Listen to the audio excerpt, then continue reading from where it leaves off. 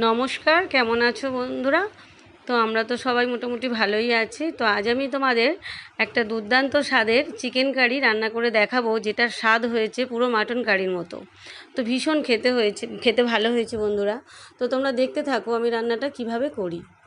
এই যে আমি চিকেনটাকে প্রথমে আধা ঘন্টা আগে ম্যারিনেট করে নিয়েছিলাম। টক দই, হলুদ গুঁড়ো, লঙ্কার গুঁড়ো আর একটুখানি জিরে গুঁড়ো আর একটু ধনে গুঁড়ো দিয়ে ম্যারিনেট করে রেখেছিলাম প্রায় আধা ঘন্টা আগে।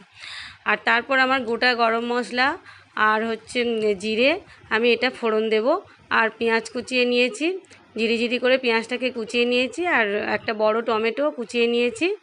আর এবার দেখো আমি রান্নাটা কিভাবে করি। আর একটা আলু, দুটো বড় বড় সাইজে আলু আমি ডুমো ডুমো করে কেটে নিয়েছি। তোমরা চাইলে আলু নাও দিতে পারো, আমি আলুটা দিয়েছি। আমি তো চিকেনে আলু খেতে একটু ভালোবাসি, তো সেই জন্য দিয়েছি। তোমরা চাইলে আলুটাকে স্কিপ করতে পারো। তো এই যে আলুটাকে আমি প্রথমে কড়া বসিয়ে তাতে তেলটা গরম হয়ে গেলে আমি আলুটাকে দিয়ে হলুদ গুঁড়ো আর একটু লঙ্কা গুঁড়ো দিয়ে, মানে লঙ্কা গুঁড়ো না সরি হলুদ গুঁড়ো আর একটু লবণ দিয়ে আমি বেশ ভালো করে আলুটাকে লাল লাল করে ভেজে নেব। তো এই যে তোমরা দেখতে থাকো, আমি আলুটাকে বেশ সুন্দর করে ভেজে নিলাম, বেশ একটু লাল লাল করে আমি ভেজে নিলাম। এবার আমি এক এক করে আলুগুলোকে আমি তুলে নেব।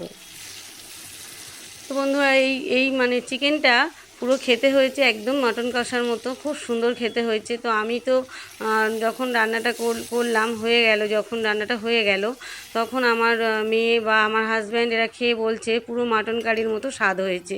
তো এত সুন্দরভাবে খেতে হয়েছে, এত সুন্দর খেতে হয়েছে, একদম অন্য রকম টেস্ট, অন্য রকম। তো আমি কিভাবে করেছি তোমরা একটু দেখো। তো এবার আমি কড়াইতে আলুগুলো সব তুলে নিলাম, ভাজা হয়ে গেলে আলুগুলোকে তুলে নিলাম। এবার আমি কড়াইতে কিছুটা পরিমাণ সর্ষের তেল দিলাম, দিয়ে ওর মধ্যে গোটা জিরে দিলাম আর গোটা গরম মশলা, মানে 4টে এলাচ, 4টে লবঙ্গ আর একটু দারচিনি স্টিক আমি এর মধ্যে দিলাম ফোড়ন হিসাবে। তো দিয়ে এটাকে আমি একটু ভালো করে একটু ফ্রাই করে নেব। নিয়ে এবার এর মধ্যে আমি ওই যে পেঁয়াজটাকে আমি ঝিরি করে কুচে রেখেছিলাম, সেই পেঁয়াজ কুচিটা আমি এর মধ্যে অ্যাড করে দেব। তো এই যে ভালো করে একটুখানি মশলাটাকে আমি ভালো করে একটুখানি ফোড়নটাকে ভেজে নিলাম। নিয়ে এবার আমি পেঁয়াজটাকে এর মধ্যে দিয়ে দেবো এক এক করে। তো পেঁয়াজটা তোমরা চাইলে বেটে করতে পারো, মানে পেঁয়াজটাকে একটু পেস্ট করেও করতে পারো, কিন্তু এটা কেটে দিলে, ঝিরি করে কেটে দিলে এটা আরও সুন্দর খেতে হয় আর কি। তো সেই জন্য আমি এই যে পেঁয়াজটাকে তেলের মধ্যে দিয়ে দিলাম, দিয়ে ভালো করে পেঁয়াজটাকে একটু ভাজে মতো হলে আমি এর মধ্যে ওই যে টমেটোটা কুচিয়ে রেখেছিলাম, সেই টমেটো কুচিটা আমি পেঁয়াজ কুচির সাথে অ্যাড করে দেব। দিয়ে আর এর মধ্যে কিছুটা পরিমাণ লবণ দিয়ে আমি কিছুক্ষণ ঢাকা দিয়ে রেখে দেবো, বেশিক্ষণ না, 1 মিনিট মতো আমি একটু ঢাকা দিয়ে রেখে দেব এই পেঁয়াজটা আর টমেটোটা একটু নরম হওয়ার জন্য। তো এই যে আমি ভালো করে ভেজে নিলাম, একটু হালকা করে, মানে খুব যে কড়া করে ভাজবো তা না, হালকা করে ভেজে এর মধ্যে আমি টমেটোটা অ্যাড করে দিলাম। তো তোমরা চাইলে টমেটোটাও পেস্ট করে নিতে পারো। তো আমি একটু টমেটোটা কুচি করে নিয়েছি, কারণ আমার মনে হয় যে এই যে পেঁয়াজ পেস্ট বা টমেটো পেস্টের থেকে এই যে একটু কুচি করে দিলে, টমেটো কুচি বা পেঁয়াজ কুচি দিলে এর স্বাদটা খুব সুন্দর খেতে হয়, পুরো বাটার থেকে আরও বেশি সুন্দর খেতে হয়। তো এবার আমি একটু লবণ দিয়ে দিলাম এর মধ্যে, দিয়ে এবার আমি এটাকে ঢাকা দিয়ে 1 মিনিট মতো আমি এটাকে রেখে দেব, যাতে একদম নরম মতো হয়ে যাবে। সেই জন্য আমি এটাকে ঢাকা দিয়ে এই যে রেখে দিলাম। এবার আমার 1 মিনিট মতো যখন হয়ে যাবে আমি ওটা তখন খুলে দেব। এদিকে আমি যখন আমি এবার ধনে পাতা কুচি একটু ছড়িয়ে দেওয়ার জন্য এই সাইডে আমি ধনে পাতাটাকে বেছে রেখে দেব। তো এবার আমি এই যে খুলে দিলাম। এবার দেখো বন্ধুরা, এই যে আমার পুরো নরম মতো হয়ে গেছে, দেখো টমেটো আর এই যে পেঁয়াজটা আমার পুরো নরম হয়ে গিয়েছে। তো এবার আমি এর মধ্যে একে একে মশলাগুলোকে অ্যাড করব। প্রথমে আমি এই যে রসুন বাটাটা এর মধ্যে অ্যাড করে দিলাম। রসুন বাটা অ্যাড করে দিয়ে কিছুক্ষণ আমি একটু কষিয়ে নেব। নিয়ে তারপরে আমি আদা বাটা, আদা, জিরে আর ধনে আমি একসাথে পেস্ট করে নিয়েছিলাম মিক্সিতে, একটু গোটা ধনে আর গোটা জিরে আমি 2 চামচ করে নিয়েছিলাম, আর আদা নিয়েছিলাম, নিয়ে একসাথে পেস্ট করেছিলাম। তো এই যে আমি এটাকেও এর মধ্যে দিয়ে দিলাম, এই যে আদা, জিরে আর ধনে একসাথে পেস্ট করা, এটাকেও আমি দিয়ে দিলাম। দিয়ে এবার ভালো করে আমি মশলাটাকে কষিয়ে নিতে থাকলাম। বেশ অনেকক্ষণ ধরে মানে 2 মিনিট মতো ধরে আমি মশলাটাকে কষিয়ে নিতে থাকলাম। এবার আমি এর মধ্যে একটু হলুদ গুঁড়ো, একটু লঙ্কার গুঁড়ো আমি অ্যাড করে দেব। তো যেহেতু আমি গোটা জিরে গোটা ধনে বেটে নিয়েছিলাম, সেই জন্য আমি আর মানে আমি সেই জন্য জিরে গুঁড়ো বা ধনে গুঁড়ো অ্যাড করিনি আর, যেহেতু আমি বাটা মশলা দিয়েছি। তো এবার আমি হলুদ গুঁড়ো আর লঙ্কার গুঁড়োটা এর মধ্যে অ্যাড করে দিয়ে আমি একটু ভালো করে কষিয়ে নেব। বেশ কিছুক্ষণ মতো সময় নিয়ে আমি ভালো করে মশলাটাকে কষিয়ে নেব। যতক্ষণ না মানে মশলাটার থেকে তেল ছেড়ে যাচ্ছে ততক্ষণ ধরে আমি মশলাটাকে বেশ কষাতে থাকবো।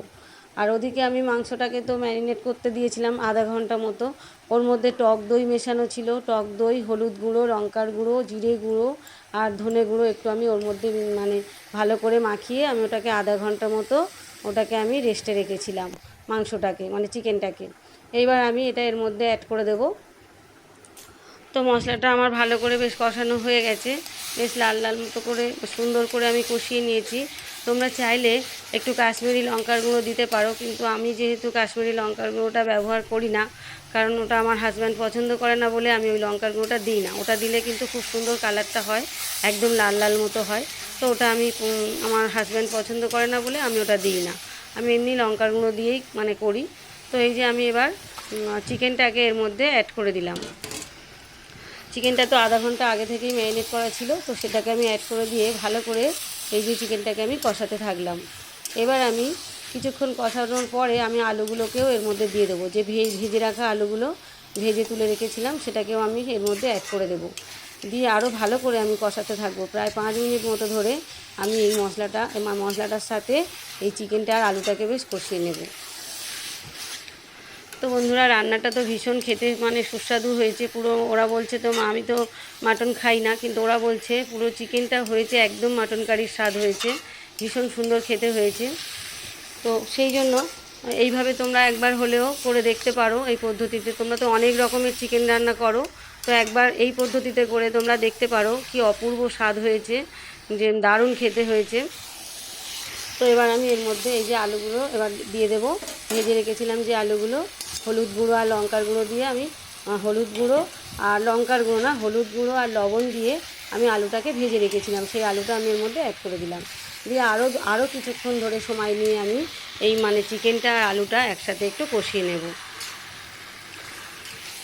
তো বেশ মানে অনেকক্ষণ ধরে কষানোর পরে পাশে তো আমি গরম জল করতে দিয়েছি। তোমরা তো জানো আমি চিকেন করলেই তাতে গরম জল দিই, আমি কিন্তু ঠান্ডা জল ব্যবহার করি না। আমার মনে হয় গরম জল ব্যবহার করলে খুব সুন্দর টেস্ট হয়, তো সেই জন্য পাশেই আমি গরম জল বসিয়ে দিয়েছি। তো এই জলটাকে আমি এর মধ্যে দিয়ে দিলাম।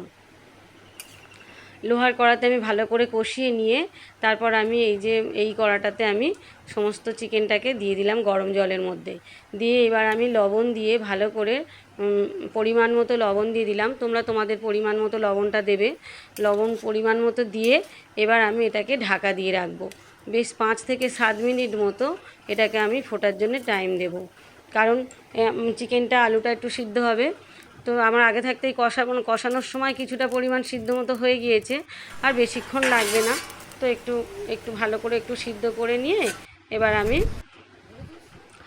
এই যে দেখো বন্ধুরা, আমার বেশ মোটামুটি আমি ঢাকাটা খুলে দিলাম, দিয়ে আমার মোটামুটি আলু আর চিকেন সিদ্ধ হয়ে গিয়েছে। এবার আমি এর মধ্যে ধনেপাতা কুচি ছড়িয়ে দিলাম। ধনেপাতা দিয়ে এবার আমি শাহি গরম মশলা এর মধ্যে অ্যাড করে দেব, দিয়ে আমি এবার এটাকে নামিয়ে নেব। এই যে শাহি গরম মশলা আমি এর মধ্যে অ্যাড করে দিলাম, আর ধনেপাতা কুচিটা দিলে তো ভীষণ সুন্দর খেতে হয়, টেস্ট হয়। তো ধনেপাতা কুচিটাও ছড়িয়ে দিয়ে আর এটা দিয়ে আমি এবার নামিয়ে নেব আর কি। তো দেখো বন্ধুরা, আমার রান্নাটা আমার এইরকম হয়েছে, আমি একটু গ্রেভি রেখেছি। তো এইভাবে তোমরা করে দেখতে পারো। তো টাটা।